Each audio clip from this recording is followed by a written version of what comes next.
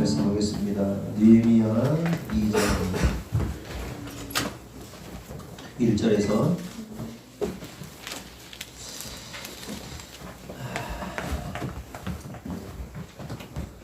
2장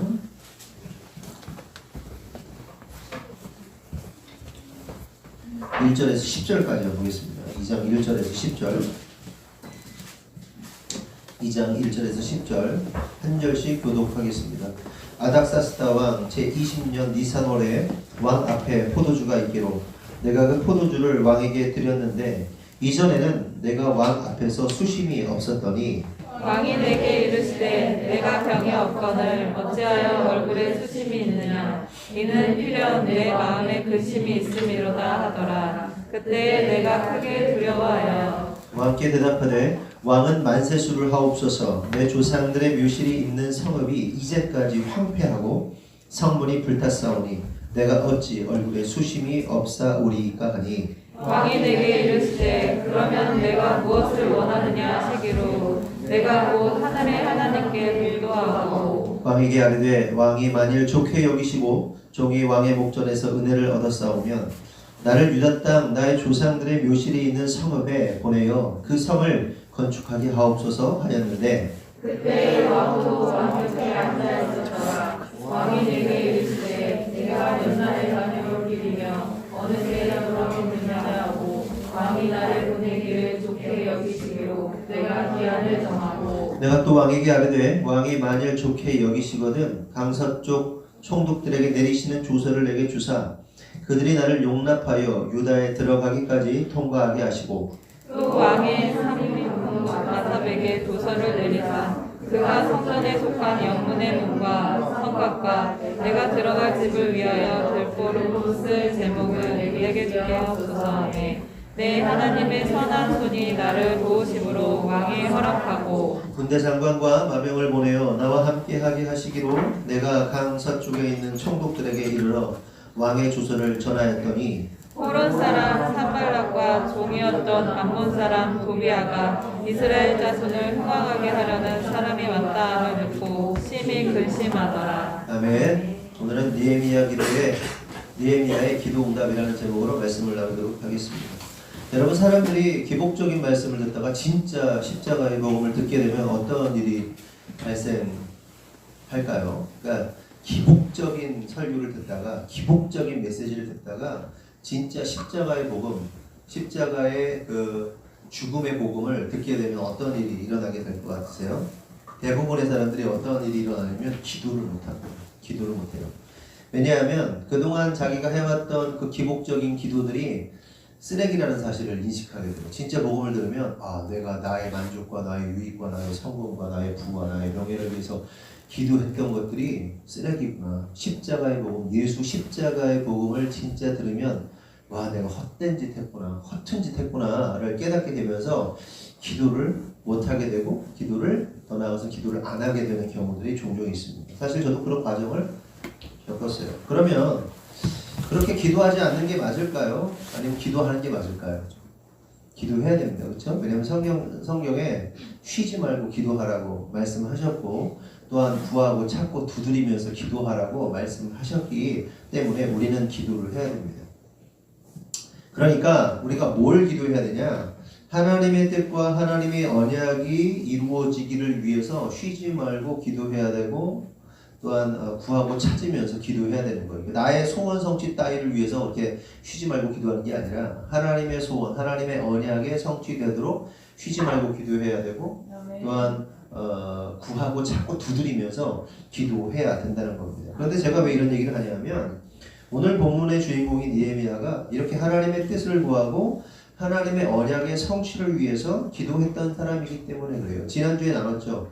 느헤미야의 기도가 누구의 기도하고 똑같다고요? 모세의 기도하고 똑같고 솔로몬의 기도하고 동일하다고 했잖아요. 그러니까 하나님의 언약을 붙잡고 하나님의 언약이 성취되기를 바라는 기도를 하고 있었던 사람이 바로 느헤미야였다라는 것을 지난주에 말씀드렸습니다. 그렇다면 우리가 생각해 볼 것은 느헤미야가 얼마 동안이나 하나님의 성취, 하나님의 언약의 성취를 위해서 기도했을까요? 그러니까 이스라엘 백성들이 돌아와서 하나님께로 회개하고 돌아와서 하나님을 예배하며 하나님을 찬양할 수 있도록 계속 기도를 했는데 그 기도가 얼마 만에 이루어지고 있는가 하는 겁니다. 먼저 1장 4절 지난주에 나눈 말씀을 보면 내가 이 말을 듣고 앉아서 수일 동안 슬퍼하며 하늘의 하나님 앞에 금식하며 기도하여 라고 기록하고 있는 것을 볼 수 있습니다. 여기서 알 수 있는 사실은 느헤미야가 수일 동안 뭐 했다? 슬퍼하면서 금식하면서 기도했다는 겁니다. 그렇다면 여기서 말하는 수일은 며칠일까 하는 겁니다. 수일은 뭐 한 3일, 4일 뭐 이 정도 될까요? 그래서 이제 수일에 대한 이 단어를 찾아보면 히브리어로 욤입니다. 욤 키푸, 날 이런 뜻이거든요. 빛 이런 뜻이거든요. 그러니까 좀 더 다시 말씀드리면 욤이라는 단어가 수일이 욤인데 빛의 시간, 24시간, 시간의 한 지점, 한 해라는 뜻을 가지고 있습니다. 우리가 하루를 살아가잖아요. 이게 욤입니다. 욤인데 그 뜻 안에 뭐가 있다? 24시간의 시간, 또한 빛의 시간, 한 해의 시간, 또 뭐 있죠? 시간의 한 지점 이런 의미를 가지고 있어요. 시간과 관련된 굉장히 광범위한 의미를 가지고 있습니다. 그러면 느헤미야가 수일 동안 기도했다는 게 도대체 뭐예요? 굉장히 너무 방대해서 아니 굉장히 이 범위가 애매모호하죠. 애매모호하기 때문에 그가 얼마 동안이나 그렇게 하나님께 기도했는지를 정확하게 알 수는 없는데 그가 얼마 동안 기도했는지에 대한 힌트가 오늘 본문과 어제 그러니까 1장과 2장에 이제 나오는 걸 볼 수 있습니다. 먼저 느헤미야 1장 1절을 보면 뭐라고 말씀하시냐면 하그라의 아들 느헤미야의 말이라 아닥사스다 왕 제20년 기슬로월에 내가 수상궁에 있는데 그러니까 느헤미야가 수상궁에 있었는데 언제 있었다? 아닥사스다 왕의 20년이 되던 해에 기슬로월에 있었던 거예요. 그러면서 이후에 1장 1절 이후에 무슨 일이 나옵니까? 계속 이 이스라엘 성전이 회파되고 뭐 이런 얘기를 듣는 거 아닙니까? 그러니까 느헤미야가 이 소식을 들었던 때가 언제냐? 처음 이스라엘의 성전이 회파되고 성전문이 회파되고 성벽이 부서진 것을 언제 듣느냐? 기슬로월에 듣게 되었다는 겁니다. 그런데 이 기슬로월은 우리가 사용하고 있는 달력으로 따지면 11월에서 12월입니다. 상식적으로 알고 계세요. 저와 여러분이 쓰고 있는 이 달력의 체계를 무슨 달력이라고 하는지 아세요? 무슨 역 이렇게 얘기하거든요. 모르시죠? 참고적으로 알아두세요. 그레고리력이라고 합니다. 그레고리력. 1582년에 중세 시대잖아요. 중세의 그레고리라는 교황이 지금 우리가 쓰고 있는 달력의 체계를 정한 겁니다. 그래서 그레고리력이라고 해요. 무슨 얘기 아시겠죠? 그레고리력으로 따지면 기슬로월이 11월에서 12월입니다. 12월인데 오늘 본문 2장 1절을 보면 또 이렇게 기록해요. 아닥사스다 왕 제20년 니산월에 왕 앞에 포도주가 있기로 내가 그 포도주를 왕에게 드렸는데 이전에는 내가 왕 앞에서 수심이 없었더니 라고 말해요. 그러니까 여기서는 니산월이라고 하는데 니산월은 언제냐? 그레고리력으로 3월에서 4월입니다. 3월에서 4월쯤 되는 겁니다. 그러니까 11월에서 3월 혹은 12월에서 4월쯤 되는 거예요. 그러니까 총 기간이 어느 정도 돼요? 4개월 정도 기간 동안 느헤미야가 슬피 울며 또 금식하면서 때때로 금식하면서 하나님이 주신 마음을 가지고 기도하고 있었다는 것을 우리가 알 수 있어요. 여기서 우리가 깨달을 사실이 있는데 그것은 4개월이라는 시간이 어떻게 보면 짧다 하면 짧은 시간이고 길다 하면 긴 시간이라는 거죠. 근데 많은 분들이 어떤 기도의 문제를 가지고 오랫동안 기도하신 분들도 있겠지만 사실은 4개월 동안 하나님이 주신 마음으로 그렇게 애통하는 마음으로 기도하는 것은 쉬운 일이 아니라는 사실을 좀 깨달아야 됩니다. 한번 생각해 보세요. 한번 그냥 여러분 어떠세요? 어떤 기도의 문제를 가지고 정말 애끓는 마음으로 정말 불타는 마음으로 4개월씩 기도해 보신 분 있으세요? 있으실 수 있죠. 못한다 이런 얘기를 하는 게 아니라 있으시는 분도 있겠지만 대부분 사실은 그렇게 기도 못합니다. 그 일이 이루어질 때까지 막 불타는 마음으로 그렇게 기도하기가 어려운 거예요. 한번 생각해 보세요. 여러분이 어느 날 말씀을 들었어요. 말씀을 듣다 갑자기 하나님이 주시는 감동에 의해서 뭔가 하나님이 예를 들어서 너희들 아이나우스를 위해 기도해라. 아이나우스를 위해서 이렇게 후원을 해라라고 했다든지 아니면 지난주에 우리 선교사님 왔다 갔잖아요. 막 감동을 받아가지고 네가 선교사를 위해서 끊임없이 기도해야 된다. 뭐 이런 감동을 주셨다든지, 선교사를 위해서 네가 후원을 계속 해야 된다라든지, 뭐 이런 감동을 받았다고 한번 쳐보잔 말이에요. 그러면 여러분이 그렇게 결단을 하고 그 결단한 마음을 그대로 간직하고 수개월씩 그 감동을 가지고 계속해서 끊임없이 변함없는 마음으로 기도하기가 쉽겠냔 말이에요. 어떻게 하실 수 있으세요? 물론 하시는 분들도 있어요. 있는데 그게 결탄코 쉬운 게 아닌 거예요. 왜냐하면 인간의 마음이라는 것이 아침 저녁으로 변한단 말이에요. 아침 저녁 변하는 걸 뭐라고 해요? 조변 섞기 한다. 조변 섞기 하는 것이 인간의 모습이란 말이에요. 그래서 아침에 은혜 받고 저녁에 그 은혜 뒤집어 버리는 게 우리 인간들의 모습이고, 언제는 막 하나님의 영광, 하나님께서 막 이런 일을 하셨다고 막 간증을 해놓고도 어느 날은 또 하나님이 어떻게 나한테 이럴 수 있냐라고 하면서 그 간증을 뒤집어 버리는 것이 우리 인간들의 모습이라는 거예요. 그래서 선교사에게 선교 후원을 했다가 며칠 지나면, 또 몇 달 지나면 또 그 선교 후원을 끊어버리는 게 우리의 마음이에요. 은혜 받을 때는 언제고. 그래서 선교사님들이 가장 어려운 게 뭐예요? 선교를 후원을 했을 때 한 달 한 달 이렇게 보내는 게 좋은 게 아니에요. 어떻게 하냐? 자동이체 해놓고 잊어버리는 거예요. 그게 최고죠. 그게 되게 좋은 거예요. 그러니까 우리가 막 은혜 받았다가, 은혜 받아서 막 했다가, 어느 때 뒤집었다가, 이랬다가 저랬다가 왔다 갔다 뭐 결단했다가 취소했다가 막 이런 것이 인간들의 모습이라는 겁니다. 그런데 느헤미야는 어떻게 한 겁니까? 하나님 주신 마음을 가지고 하나님의 뜻을 이루어야 한다는 그 일념을 가지고 변치 않는 마음으로 기도하고 있었던 것을 우리가 알 수 있어요. 그래서 2장으로 와서 이제 실질적으로 그 예루살렘 성을 회복하고 성문을 회복하는 일들이 오늘 왕과 느헤미야의 만남을 통해서 이제 시작되고 있는 걸 볼 수 있습니다. 오늘 읽은 내용이 그런 내용인 거예요. 그러므로 성도 여러분, 우리에게 느헤미야와 같은 마음과 자세가 필요한 겁니다. 그러니까 하나님의 뜻이 이루어질 때까지 변치 않는 마음으로 기도하는 사람을 하나님께서 원하시고, 또 그런 사람들을 하나님이 찾으시는 거예요. 하나님은 그런 사람들을 통해서 일하시는 겁니다. 아멘이십니까? 그래서 우리 아이들이 여러분들에게 1등, 우리 학생들 1등하라고 말하는 건 아니지만 최소한 하나님께 쓰임받을 수 있도록, 쓰임받을 수 있는 머리 정도, 쓰임받을 수 있는 수준은 돼야 된다. 그 얘기를 좀 하고 싶어요. 왜냐하면 어떤 사람은 그래요. 뭘 이렇게 딱 말하면 야 이렇게 해야 된다 그러면 네 알겠습니다 하고 그 일을 진행할 수 있는 사람이 있는가 하면, 말하면 못 알아들어. 야 이거 이렇게 하는 거야 그러면 네 알겠습니다 그러고 또 까먹어. 이거 말귀 못 알아들으면 어떻게 할 거예요? 말귀 못 알아들으면.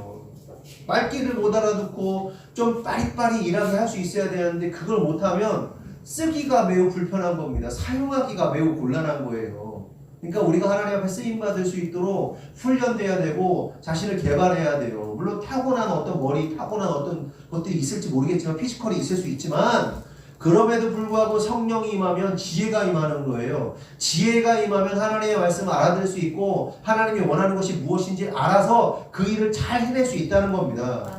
그런데 그 가운데 중요한 게 뭐냐? 변치 않는 마음. 하나님을 향한 변치 않는 마음, 이게 너무너무 중요한 거예요. 사람이 마음이 막 뒤집혀요. 막 아무 때나 막 이랬다가 저랬다가 막 뒤집힌단 말이에요. 그렇게 가벼운 사람 어떻게 합니까? 그렇게 가벼운 사람 쓸 수 있겠어요? 그렇게 가벼운 사람 믿을 수 있겠어요? 그러므로 성도 여러분, 우리 안에 그 변치 않는 마음, 하나님을 향한 그 굳건한 마음, 이것들도요 훈련해야 돼요. 훈련. 변치 않는 반석처럼, 아주 우직하게 변치 않는 돌쇠처럼 그런 마음이 필요한 겁니다. 아멘이시죠? 아멘. 그렇게 느헤미야가 변치 않는 마음으로 끈질기게 하나님의 언약을 붙들고 기도하자 이제 왕이 느헤미야의 얼굴을 보면서 이야기가 이제 시작되고 있는 것을 볼 수 있어요. 그런데 여기서 우리가 한 가지 더 살펴볼 사실이 있는데, 그것은 기도의 사람들은 기도를 통해서 여호와 하나님을 쉬지 못하게 해야 한다는 겁니다. 저와 제 아내의 소원이 있다면 좀 쉬는 겁니다. 뭐 그냥 이게 사실 일이 엄청나게 많아서라기보다는 여러 가지를 책임지고 있기 때문에 느끼는 중압감이 큰 것 같아요. 교회도 그렇죠, 건축도 그렇죠, 건축과 관련해서 학원과 또 공부방과 또한 여러 가지 사람들 여러 사람들 만나야 되고 막 이 중압감이 무겁더라고요. 중압감이 확실히. 그러니까 무거우니까 무기력해지고 힘들어지는데 그래서 이제 좀 쉬었으면 좋겠다, 쉬고 싶다 이런 생각이 정말 많이 들거든요. 여러분들도 사실 마찬가지죠. 여러분 직장에서 얼마나 치열하게 사십니까? 일일이 다 말할 수 없지만 위로부터 오는 압박감, 또한 막 일을 처리해야 되고 돈을 해결해야 되고 막 이런 얼마나 많은 압박감들이 있으니까 다 압니다. 정말 잘 알죠. 그리고 저나 제 아내가 그런 현장에 동일하게 있다는 것이 감사해요. 목회만 하면 성도들이 얼마나 힘들게 하루하루를 살아가는지 모르고 딴 세상 사람처럼 얘기하는 그런 목사님들도 있어요. 그분들을 잘못했다고 말하는 것이 아니라 이해하지 못하는 분들이 있다는 거예요. 근데 저희가 이해할 수 있는 것에 대해 감사한데, 그래서 여러분 누가 여러분들을 쉬지 못하게 하면 어떻습니까? 막 스트레스 받잖아요. 쉬고 싶은데 막 쉬지 못하게 하면 막 열받잖아요. 그런데 여러분 성경은 뭐라고 말하냐면 여호와 하나님을 쉬게 해서는 안 된다라고 말씀하세요. 여호와 하나님을 쉬지 못하게 하라는 거예요. 그 얘기는 뭐예요? 하나님은 쉬지 않기를 원하세요. 이게 무슨 얘기인가 제가 설명을 좀 드리겠습니다. 이사야서 62장 6절 7절을 보면 이렇게 말씀하세요. 예루살렘이여 내가 너의 성벽 위에 파수꾼을 세우고 그들로 하여금 주야로 계속 잠잠하지 않게 하였느니라. 너희 여호와로 기억하시게 하는 자들아 너희는 쉬지 말며 또 여호와께서 예루살렘을 세워 세상에서 찬송받게 하시기까지 그로 쉬지 못하시게 하라 이렇게 말해요. 여기서 하나님께서 성벽 위에 파수꾼을 세웠다고 말씀하십니다. 여러분 파수꾼이 뭡니까? 파수꾼이 지켜서서 바라보는 거예요. 적들이 침투하는지 어떤 상황이 있는지 파수하고 서 있는 것이 파수꾼입니다. 이 파수꾼을 영어로 하면 왓치맨 아니 왓치아웃 이렇게 표현하거든요. 지켜보고 있는 사람, 바라보고 있는 사람이 파수꾼이에요. 그런데 기도하는 자들을 뭐라고 부르냐? 파수한다고 해요. 파수꾼이라고 해요. 하나님의 역사를 지켜보고 열방에 일어나고 있는 상황들을 바라보면서 지켜보면서 기도하는 사람들을 파수꾼이라고 부릅니다. 파수하는 자들. 레고나고 그치 파수하는 거지? 레고나 기도의 집에서 기도하고 그럴 때 이제 왓치아웃 한다고 하잖아요. 맞아? 왓치맨이라고 왓치아웃 한다고 그래? 파수하잖아요. 그래서 24시간 동안 사람들이 돌아가면서 파수꾼들이 돌아가면서 왓치아웃 하는 거예요. 바라보고 있는 거예요. 열방을 향해서 하나님의 마음을 살피면서 하나님의 뜻을 위해서 이루어지기 위해서 기도하는데 그들이 파수꾼들이란 말이죠. 그런데 이런 기도하는 파수꾼들에게 뭐라고 말씀하시냐면 쉬지 말라고 말씀하십니다. 쉬지 말라고. 그러니까 파수하는 것을 쉬지 말라는 거예요. 기도를 끊이지 않고 기도하고 있으라는 얘기입니다.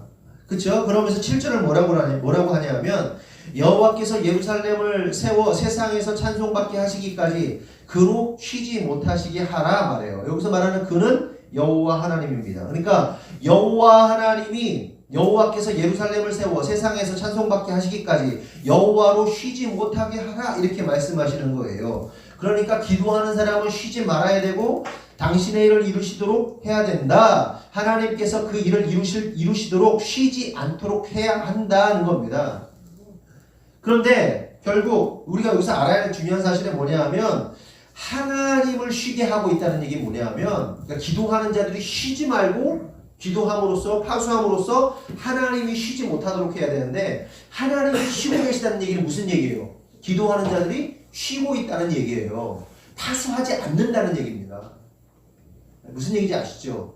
하나님이 쉬고 계시다는 것은 기도하는 자들이 파수를 하지 않고 쉬고 있다. 기도를 쉬고 있다는 것을 의미하는 거예요. 그렇게 기도할 때 하나님은 당신의 언약을 이루시고 또한 우리의 기도를 응답하신다는 겁니다. 느헤미야가 그렇게 4개월 동안 파수하면서 하나님의 마음을 살피고 또한 이스라엘의 상황을 지켜보면서 파수하면서 쉬지 않고 기도했던 거예요. 그러므로 성도 여러분 우리가 기도할 때 쉬지 않고 기도해요. 쉬지 말고 기도하라는 얘기가 이것과 일맥상통하는 거예요. 무슨 얘기인지 아시겠죠? 계속해서 끊임없이 기도해야 돼요. 우리의 영혼이 기도할 수 있어야 돼요. 그러면서 오늘 본문 2장 1절에서 3절을 보면 이렇게 말씀하세요. 아닥사스다 왕 제20년 니산월에 왕 앞에 포도주가 있기로 내가 그 포도주를 왕에게 드렸는데 이전에는 내가 왕 앞에서 수심이 없었더니 왕이 내게 이르시되 내가 병이 없거늘 어찌하여 얼굴에 수심이 있느냐 이는 필연 내 마음에 근심이 있음이로다 하더라. 그때에 내가 크게 두려워하여 왕께 대답하되 왕은 만세수를 하옵소서. 내 조상들의 묘실이 있는 성읍이 이제까지 황폐하고 성문이 불탔사오니 내가 어찌 얼굴에 수심이 없사오리까 하니. 느헤미야가 뭐 하는 사람이죠? 술관원장입니다. 왕에게 술을 대령하는 사람이에요. 그래서 느헤미야는 느헤미야 일로서 왕에게 포도주를 대령하게 됩니다. 그런데 왕이 볼 때 느헤미야의 얼굴에 이전에 볼 수 없었던 수심이 가득한 거예요. 얼굴의 표정이 너무 안 좋은 거예요. 얼굴에 근심이 가득했던 겁니다. 그도 그럴 것이 느헤미야가 예루살렘의 소식을 듣고 회파되었다는 소식, 성문이 불타있는 그대로 이때는 지금 성전은 간신히 세웠지만 성전의 문과 성곽의 문과 이 성벽이 다 허물어져 있는 상태예요. 덩그러니 그 성전이 있었던 건데 그 소식을 들었으니 그 하나님의 불타는 마음, 하나님의 성전과 예루살렘 성이 온전히 서 있어야 되는데 그냥 그렇게 방치된 채로 나간 집처럼 그 상태에 있으니 수심이 얼마나 가득하겠어요. 여러분 혹시 불난 집 보신 적 있으세요? 불난 집 한두 번씩 보실 수 있을 텐데 제가 이렇게 그 풍세 뒤에 가면 작년인가에 불이 크게 났어요. 하나가 할아버지가 이게 그 마당에 있는 뭐를 태우다가 이 불이 그 보일러 쪽으로 해가지고 그냥 막 집이 다 타버렸습니다. 타면서 옆에 새로 새 집이 있는데 2층짜리 새 집이 있는데 다 끄슬린 거예요. 네. 근데 그 집이 그대로 있어요. 지금 있는지 모르겠는데 지난번까지 봤을 때 그 집이 그대로 비어 있는 대로 보니까 진짜 참담하게 그지 없는 겁니다. 그 집은 그 벽돌로 잘 진 집인데 옆집이 불나가지고 이 다 나갔으니 그 불탄 집은 이게 부서질 붕괴 위험이 있기 때문에 그대로 살면 안 된다고 그러더라고요. 그런데 동그랗고 있는 집 보면서 불난 집, 나간 집 이렇게 보면 그 기분이 어떨까요? 참 참담한 거죠. 근데 예루살렘 전역이 그렇게 회파돼가지고 그걸 그 소식을 들은 느헤미야의 마음이 어떻겠어요? 진짜 마음이 막 쓰라린 거죠. 하나님의 임재의 영광이 있었던 그 성전과 그 성곽이 다 불탄 곳에 대해서 막 불타니 얼굴에 수심이 가득한 겁니다. 그러자 왕이 말하는 거예요. 네가 지금 병에 걸린 것도 아닌데 왜 이렇게 근심이 가득하냐? 네 마음에 분명히 근심이 있다. 이렇게 말하게 되는 겁니다. 그러면서 저는 이런 생각을 해보게 돼요. 아닥사스다 왕이 병이 없는 것도 어떻게 알았을까? 그러니까 자기 백성들, 자기 신하들의 건강관리까지 잘 하고 있었던 것 같아요. 딱 아는 거잖아요. 그러니까 병이 없이 잘 건강관리를 잘 하고 있는 거. 건강검진을 시켰는지 뭔지 모르겠지만 내 신하들이 병에 걸리지 않은 거는 정확하게 알고 있었다는 사실이죠. 참 훌륭한 왕이기도 해요. 그런데 어쨌든 간에 아닥사스 왕이 너 병 없는데 왜 근심이 가득해? 너 이전에 볼 수 없었던 근심이 있어? 라고 딱 말합니다. 그러자 왕의 말을 들은 느헤미야가 순간 시겁합니다. 여기 겁을 먹었다. 두려워했다라고 기록하고 있습니다. 너 왜 수심이 가득하냐? 그 얘기를 했는데 왜 느헤미야는 두려웠을까요? 왜? 그러니까 여기에는 왕과 신하 사이에만 존재할 수 있는 그 현장의 분위기, 어떤 그 흐름들이 있는 거라고 봐야 됩니다. 뭐냐면 왕 앞에 수심이 가득하다는 것은 신하가 그 마음에 어떤 갈등이 많다는 걸 의미합니다. 갈등이 많다. 그리고 왕이 볼 때 신하가 마음에 갈등하고 있다는 것은 여러 가지 의심을 해볼 수가 있는데 왕에게 있어서 가장 먼저 뜨는 건 뭐겠어요, 혹시? 제가 이런 겁니다. 제가 이렇게 딱 유진아 이렇게 뭐 설교를 하고 있는데 설교인데 유진이가 똥 씹은 표정을 딱 하고 있어요. 이렇게 막 뭔가 모르겠어. 얘가 기분이 나쁜 건지 좋은 건지 모르겠는데 아이가 인상을 막 쓰고 있으면서 뭔가 불편해. 그럼 목사가 가장 먼저 생각하는 게 뭐겠어요? 뭘 것 같으세요? 제 시험 들었나? 딱 이거예요. 저 안 좋은 일인다가 아니라 제 시험 들었나?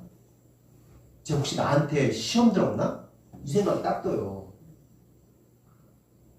안 그럴 것 같나요? 그것 때문에 그 두려움으로 사는 목사님들이 굉장히 많습니다. 실제로. 얘기했잖아요. 어떤 장로님은 목사님이 설교하시면 이렇게 듣는다고 했잖아요. 이렇게 듣잖아요. 이렇게 설교를. 안 듣는 거죠. 그거 보고 있으면 이 속이 뒤집어지지. 제 아내 고향에 그 용동교회가 그렇대잖아요. 장로님이 임장로님이 이러고 있대잖아요. 지금 왜 나와? 성도 중에 하나가 막 이러고 있으면 미치는 거예요, 사람이. 그래서 그 어떤 감독님, 은퇴한 감독님은요, 왼쪽을 못 보신대요. 그 감독님은 은퇴하실 때까지 왼쪽을 못 봤대요. 이렇게 설교하셨대요. 여기에 자기를 미워하는 장로님이 앉아 계셔가지고 너무 괴롭게 하셔가지고 이렇게밖에 설교를 못했대요. 일생을 은퇴하실 때까지. 그런데 왕의 입장에서 보잔 말이에요. 왕이 딱 얘기를 하는데 제가 수심이 가득해요. 그럼 왕은 첫 번째 뭐가 들까요? 제가 나 죽이려고 그러나? 이 생각부터 들어요. 왕은요 수도 없이 암살의 위협을 받는 사람이잖아요. 그렇죠? 뭐 우리나라 왕들 얘기들 보면 얼마나 많은 막 그런 암살에 관련된 내용들이 많습니까? 근데 얼마 전에도 기사를 이제 그 뉴스 이렇게 미국의 상황들을 이렇게 브리핑해주는 뉴스를 보니까 트럼프 대통령이 2번 암살당을 할 뻔했다고 하더라고요. 그 집무실에 어디를 출타하고 왔는데 집무실에서 그 아주 날카롭고 얇은 독침 비슷한 게 2번이 발견됐대요. 2번이. 그런데 이제 들어가기 전에 이거를 다 조사를 하기 때문에 그게 2번이나 발견됐다는 거예요. 그 제가 그걸 들었거든요. 유튜브를 통해서 그 브리핑하는 뉴스를 들었거든요. 그러니까 살해에 대한 죽음에 대한 이것들이 항상 떠있고 날카로운 사람들이 왕이란 말이죠. 그러니까 니에미야하고 수심이 가득하다는 얘기는 제가 마음이 불편하다는 얘기고 제 마음이 불편한 거는 분명히 나를 죽일 수도 있는 거야 라고 왕이 인식할 수 있는 거예요. 그래서 니에미야가 왕이 나를 의심할 수 있겠구나, 나를 죽일 수도 있겠구나 라고 생각해서 두려웠다는 거예요. 성경 해석하시는 분들이 그런 얘기를 합니다. 그러니 어쨌든 간에 그렇게 신하들은 어쨌든 간에 왕 앞에서는 수심이 가득한 채로 있어서는 안 된다. 그것이 예의가 아니다 라는 겁니다. 그러니 이러한 사실을 잘 알았던 느헤미야가 두려울 수밖에 없었죠. 그런데 여러분 왕 앞에 서는 것은 대단히 예민하고 대단히 두려운 일인 겁니다. 여러분 사람을 많이 대해보면요. 그 사람의 얼굴만 봐도 어떤 사람인지가 대충 견적이 나옵니다. 저는 2년 동안 교통의경을 하면서 정말 수많은 사람들을 강제로 만나야 했단 말이에요. 충성, 실례합니다. 도로교통법 5조 위반하셨습니다. 면허증 제시하십시오. 그래서 딱지를 5만원짜리, 3만원짜리 이거를요, 제가 계산해보니까 하루에 보통 언젠가도 말씀드렸다시피 최소가 15건을 끊어야 되고 15건의 20건을 끊어야 돼요. 근데 보통 얼마짜리 그냥 5만원, 3만원 이런 거 끊었어요. 그냥 평균적으로 계산해봅시다. 4만원씩 15장만 끊어도 60만원이에요. 60만원씩 우리 때는 고참 때까지, 고참이 돼서까지 제대할 때까지 2년 꼬박 했거든요.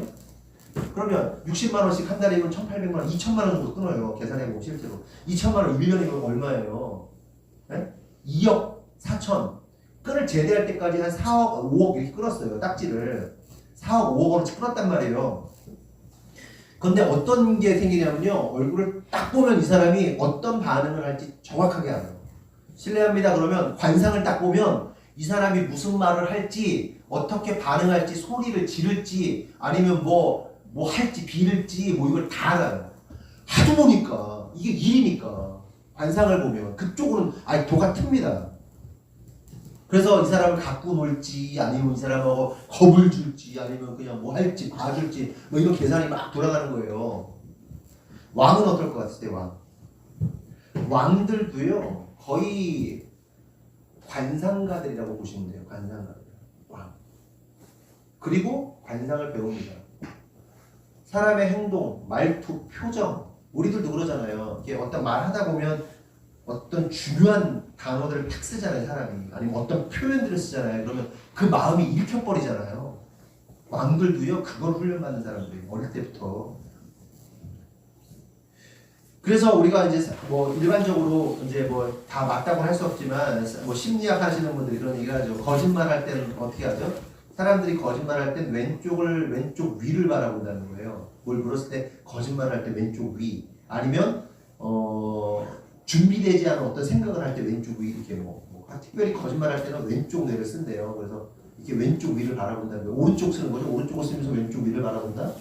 뭐요? 오른쪽 뇌가 뭐죠? 저기 뭐 논리 쪽에 논리 뭐 쪽을 다루고 왼쪽은 감정 쪽인데 논리를 써야 될 때는 오른쪽 뇌를 쓰기 때문에 왼쪽을 바라보고 눈이 뭐 있더만요 작용이 뭐 그런 거 있잖아요. 그런 것처럼 그런 게 있는 거예요. 뭐 한국 영화 옛날에 뭐 관상 이런 영화에도 보면 그런 게 나오죠. 비슷한 얘기들. 그래서 실제로 왕 앞에서 수심이 가득한 얼굴로 서 있던 느헤미야가 왕명에 의해 죽을 수도 있었기 때문에 두려움에 빠졌던 것이다. 그 얘기를 하는 거예요. 그러자 느헤미야가 아닥사스다 왕에게 수심이 가득한 이유를 뭐라고 대답하냐?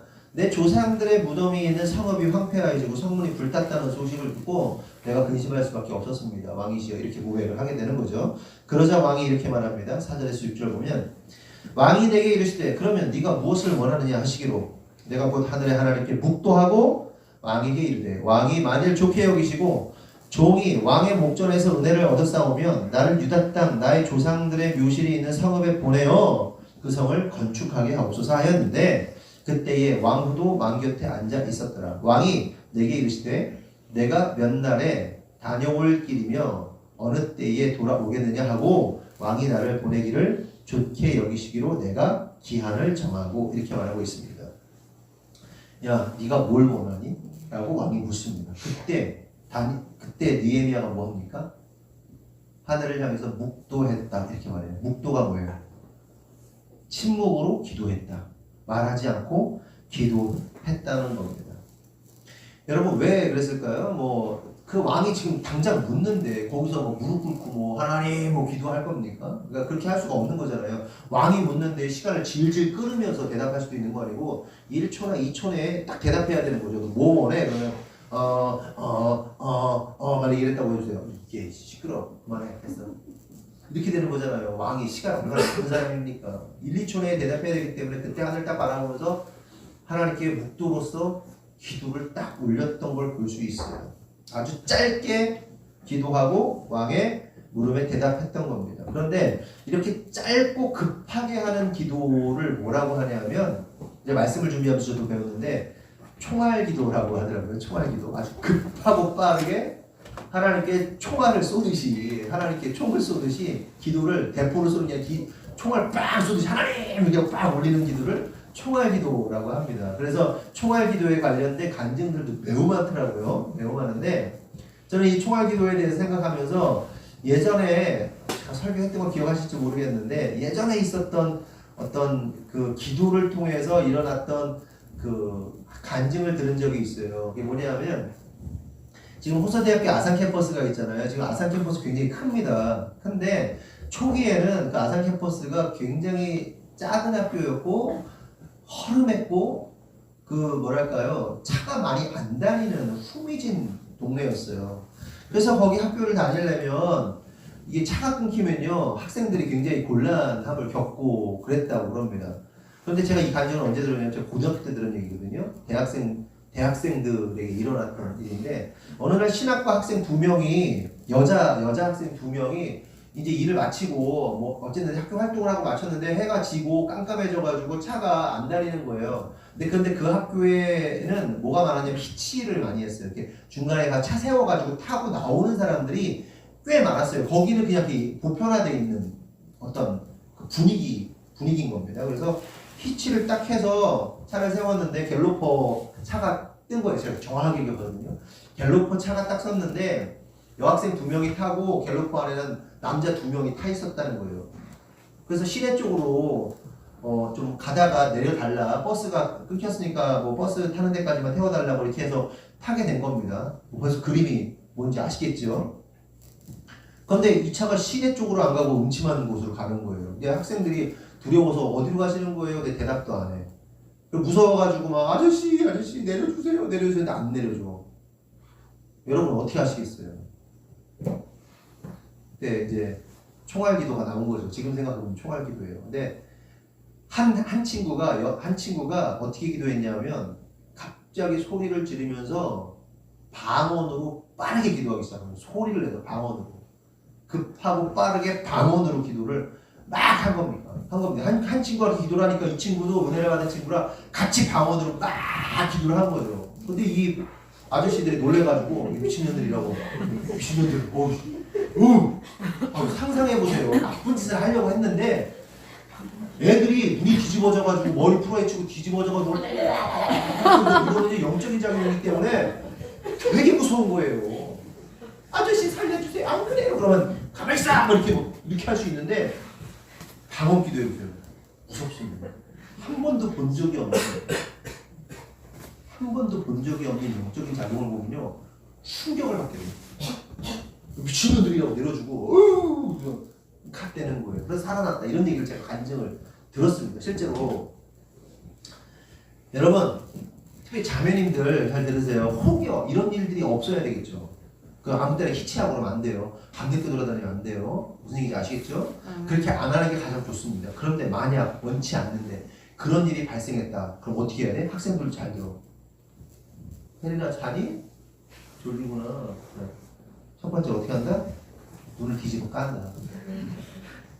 두 번째 그 상태로 머리를 풀어헤치고 상대방을 노려본다. 세 번째로 소리를 지르며 방언으로 기도한다. 이렇게 봐도 이상하잖아요. 그렇죠? 몰래 가지고요. 이건 안 돼요. 안 되는 거예요. 그걸 보는 순간 그 막 나쁜 짓을 하려던 그 마음이 찬물을 끼얹고 정신이 혼미해지는 거예요. 제가 농담처럼 얘기했지만 진짜로요. 급하게 총알 기도를 하는데 방언 기도로 총알 기도를 하면 상대방이 놀라 자빠집니다. 진짜요. 그런 일은 없어야 되겠죠. 안 만드는 게 가장 좋죠. 놀래 자빠져. 그렇게 느헤미야가 총알 기도를 올리고 짧은 순간에 왕에게 다음과 같이 대답을 합니다. 왕에게 아뢰되 왕이 만일 좋게 여기시고 종이 왕의 목전에서 은혜를 얻었사오면 나를 유다 땅 나의 조상들의 묘실에 있는 성읍에 보내서 그 성을 건축하게 하옵소서 이렇게 요구를 해요. 여기서 주목해볼 문장은 왕의 목전에서 은혜를 얻었다면 이라는 표현입니다. 왕의 목전에서 은혜를 얻었다면. 근데 왜 이걸 주목해봐야 하냐? 이 구절이 느헤미야가 하나님께 이미 기도했던 내용이에요. 하나님 왕으로 인하여 은혜를 입게 해달라고 느헤미야가 기도했어요. 그 기도가 지금 오늘 본문을 통해서 2장을 통해서 이루어지고 있는 겁니다. 1장 11절 보면 주여 구하오니 귀를 기울이사 종의 기도와 주의 이름을 경외하기를 기뻐하는 종들의 기도를 들으시고 오늘 종이 형통하여 이 사람 앞에서, 이 사람이 누구예요? 아닥사스 땅 왕 앞에서 은혜를 입게 하옵소서 하였나니 라고 말해요. 이미 느헤미야가 하나님 제가요 왕 앞에서 은혜를 입게 하옵소서 라고 기도를 했고 지금 2장을 통해서 2장 5절을 통해서 왕의 목전에 왕의 눈앞에서 지금 은혜를 입고 있는 겁니다. 은혜를 입고 있는 겁니다. 여기서 우리가 깨달아야 할 사실은 느헤미야가 기도한 대로 지금 이루어지고 있다는 거예요. 여러분, 그래서 우리가 기도할 때 믿음의 선포, 믿음으로 하는 기도의 선포들을 많이 해놓는 것이 굉장히 중요합니다. 믿음의 선포를 많이 해놔요.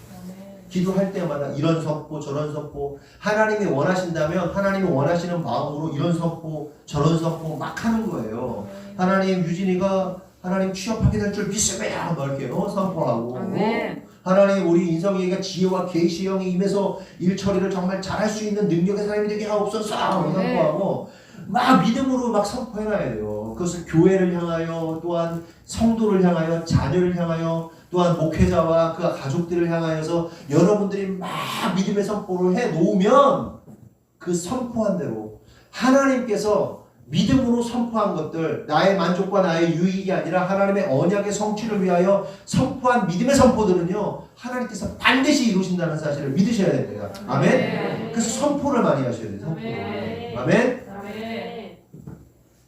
그래서 그렇게 믿음으로 선포된 교회, 믿음으로 선포된 자녀, 믿음으로 선포된 성도들이 하나님의 뜻을 이루고 하나님의 그 선포됨이 믿음으로 선포됨이 언약으로 성취되는 것을 우리가 깨달아야 된다는 겁니다. 이에 아닥사스다 왕이 느헤미야에게 얼마의 기간이 걸릴지에 대해서 묻고 느헤미야는 기간을 정해요. 그러면서 7절 8절을 보면 한번 다 같이 읽어볼까요? 7절 8절 시작. 다시 시작. 내가 또 왕에게 나를 좋게 여기시거든. 다만 서쪽 총독들에게 내리신 맹서를 내리사 그들이 나를 인정하여 유다에 들어가기까지 통과하게 하시고 또 왕의 상임 감독 아삽에게 조서를 내리사 그가 성전에 속한 영문의 문과 성곽과 내가 들어갈 집을 위하여 율법으로 쓸 제목을 내게 주게 하옵소서 하매 내가 하늘의 선한 소리 날대로 주로 왕이 허락하고. 그렇죠. 왕이 좋게 여기시면 자기 조상의 성을 건축하고 자기 집을 건축할 제목을 구할 수 있도록 강서쪽에 총독들에게 조서를 내려달라고 합니다. 사실 이렇게 한 나라 그러니까 어떤 건축을 위해서 큰 제목들을 구하는 것들은 쉬운 일이 아니었어요. 굉장히 오래 걸리는 시간도 오래 걸리고요. 그리고 굉장히 그 근동 지역 자체의 나무는 매우 귀한 겁니다. 그래서 솔로몬이 성전을 지을 때 그 재료들을 다 누가 만들어주죠? 다윗이 만들어주죠. 다윗이 그 주변의 바벨론과 주변의 그 나라들과 교역을 통해서 좋은 뭐랄까요? 관계를 잘 맺었던 나라들로부터 나무를 수입한단 말이에요. 수입해서 이제 솔로몬 때 짓게 되는데 이 제목을 구하고 어쨌든 성전 건축을 하는 것은 어떤 건축을 하기 위해서 큰 나무들을 제공하는 것은 굉장히 큰 일이고 옮기는 것도 큰 일이고 이게 보통 일이 아닙니다. 그런데 왕이 다 그거를 허락을 해주는 거예요. 그리고 지나갈 때마다 총독들, 각 지역의 총독들이 있잖아요.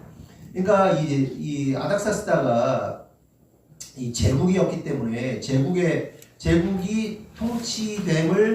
통치를 그러니까 그 주변의 지역들을 다 통치하긴 하지만 그곳에서도 그곳을 다스리는 총독 왕과 같은 자들이 또 있어요. 그런데 내가 이스라엘이 그 일을 진행하러 갈 때 사실은 아닥사스다 밑에 다 있는 사람들이긴 하지만 민족과 민족끼리 다 원수가 되기도 하고 아주 관계가 복잡한 거예요. 이게 그 현지의 상황이라는 게 있잖아요. 그렇기 때문에 현지의 상황과 여건에 따라서 이것들을 잘 이렇게 조율해야 되는데 이게 쉽지 않은데 아닥사스다 왕이 어쨌든 다 허락을 하게 됩니다. 그런데 여기서 우리가 주목해 볼 사실은 뭐냐면 느헤미야 왕이 허락한 것에 대한 그 공로. 느헤미야가 허락을 해주는데 그 허락에 대한 공로를 느헤미야가 누구한테 돌리고 있냐면 아닥사스다 왕에게 돌리지 않고 하나님께 돌리고 있다는 사실을 우리가 주목해 봐야 돼요. 그럼 뭐라고 표현하냐면 하나님의 선한 손이 나를 도움으로 왕이 허락하고 라고 말하고 있습니다. 그러니까 왕이 허락한 게 누가 허락한 거예요? 하나님이 허락하셨기 때문에 왕이 허락했다는 거예요. 하나님의 거룩하신 하나님의 선한 손이 도우셨기에 왕이 허락하는 것이다 라고 얘기하는 겁니다. 성도 여러분, 이성적인 사고로 보면요, 지금 예루살렘 성의 재건을 누가 허락한 겁니까? 아닥사스다 왕이 허락한 겁니다. 하지만 영의 눈으로 보면 왕이 허락하도록 만드신 분이 누구예요? 선하신 하나님이죠. 성도 여러분, 우리는요 하나님의 손길과 역사를 분별하고 바라볼 수 있는 눈이 있어야 돼요. 그런데 문제는 간혹 믿는다 하는 사람들이 어떤 일들이 잘 풀어지고 이루어지면 자기가 잘나서 혹은 자기가 아는 뭐 지인이 도와서 뭐 어쩌고 저쩌고 뭐 그 일이 이루어졌다, 성공적으로 마무리됐다 이렇게 고백하는 경우들이 종종 있거든요. 그러니까 공로를 자기가 취하거나 아니면 자기가 아는 뭐 어떤 것으로 인간 편에서 취하는 사람들이 굉장히 많다는 거예요. 하지만 그건 착각이에요. 성도 여러분, 하나님의 사람들에게 일어나는 모든 일들은 인간의 잘남이나 인간의 도움으로 완성되는 것이 아니라 하나님이 도우시고 하나님이 역사하시는 거예요. 아멘이시죠? 물론 인간이 도구로서 매개로서 사용되기는 합니다. 그렇지만 도구가 영광받을 수 있는 건 아니에요. 특히 제가 막 도구로 뭘 일을 하고 도구로 톱으로 뭐 자르는데 도구가 영광을 받을 일이 아니란 말이에요. 그걸 다루는 하나님이 영광 받으셔야 할 일이라는 겁니다. 아멘이시죠? 그래서 교회가 세워지고 사업이 세워지고 또 가정이 온전하게 세워지는 모든 것들이 바로 선하신 하나님이 이루시는 것들임을 고백하는 것이 정상적이고 또한 성숙한 신앙인의 모습이다라는 겁니다. 계속해서 9절 10절을 보면 이렇게 말씀하세요. 군대 장관과 마병을 보내어 나와 함께 하게 하시기로 내가 강서쪽에 있는 총독들에게 이르러 왕의 주소를 전하였더니 호론 사람 산발락과 종이었던 암몬 사람 도비아가 이스라엘 자손을 흥왕하게 하려는 사람이 왔다 함을 듣고 심히 근심하더라. 호론 사람 산발락, 암몬 사람 도비아가 어땠다는 거예요? 이스라엘 자손의 흥왕하는 것을 좋아하는 사람이었어요? 싫어하는 사람이었어요? 싫어하는 사람이죠. 그러니까 아닥사스다 왕이 허락을 하긴 했는데 얘네들이 몹시 불편한 거예요. 몹시 싫은 거예요. 몹시. 여기서 우리는 한 가지 사실을 발견할 수가 있는데 원래 여러분 지금 예루살렘 성을 재건하고 또한 성문을 재건함에 있어서 지금 이 상황 속에서 누가 가장 근심해야 되는 사람입니까? 원래 근심해야 되는 사람은 느헤미야예요. 느헤미야가 수심이 가득했잖아요. 근심했다는 거예요. 하나님의 뜻이 이루어지기를 바랬지만 그럼에도 불구하고 인간적으로는 근심하는 거예요.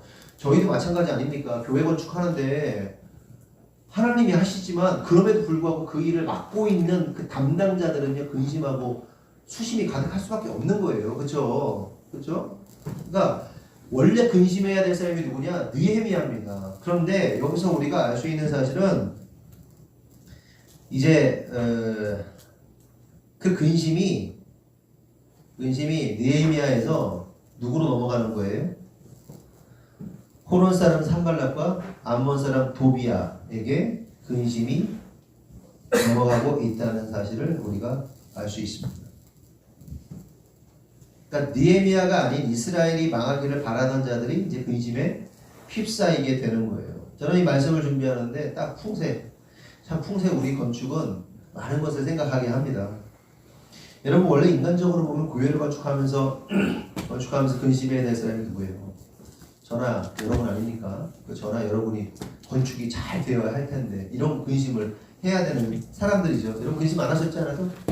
근심할 거 없잖아요. 이제 사실은 근심 걱정할 일들이 이제 다 거의 끝났죠. 다 끝나서 사실은 그 근심 걱정의 대상이 우리가 아니라 주변 사람들이 아니면 우리를 방해하는 사람들이 근심 걱정해야 하는 상황으로 변하고 있다. 그 기류가 바뀌고 있다. 이런 생각을 하게 됩니다.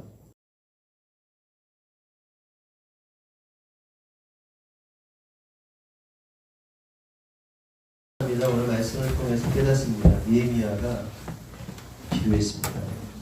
슬피 울며 애통하며 금식하며 끈질기게 여호와 하나님이 일하시도록 언약을 의지하여 기도했습니다. 그럴 때 하나님께서 당신의 언약을 성취하시고 이루신 것을 보게 됩니다.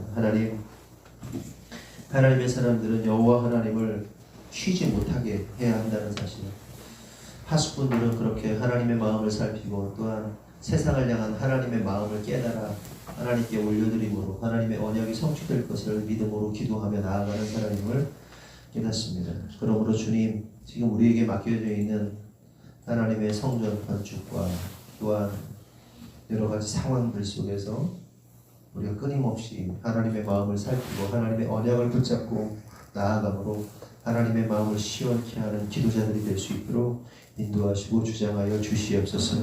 하나님, 이제 우리가 근심하는 것이 아니라 이제는 기쁨이 넘치게 하시고 혹 우리를 공격하고 방해하는 세력이 있다면 그들은 근심하고 우리는 기쁨으로 나아갈 수 있도록 주님 역사하시고 인도하여 주시옵소서. 또한 하나님 이 시간 기도하는 것은 우리 박현진 선교사를 축복하시고 그의 앞길과 그의 모든 인생과 그의 하나님의 뜻을 향한 그 간절한 마음들 하나님이 이루셔서 수많은 영혼들이 돌아오고 회복될 수 있도록 인도하시고 우리가 또 같은 마음으로 같은 뜻으로 그를 위해 중보하고 기도하는 후원하는 자들 될 수 있도록 하나님 역사하시고 인도하여 주시옵소서. 주님께서 그렇게 이루실 것을 믿사옵고 예수님의 이름으로 기도합니다. 아멘. 다 같이 주여 한번 하고 기도하겠습니다. 주여!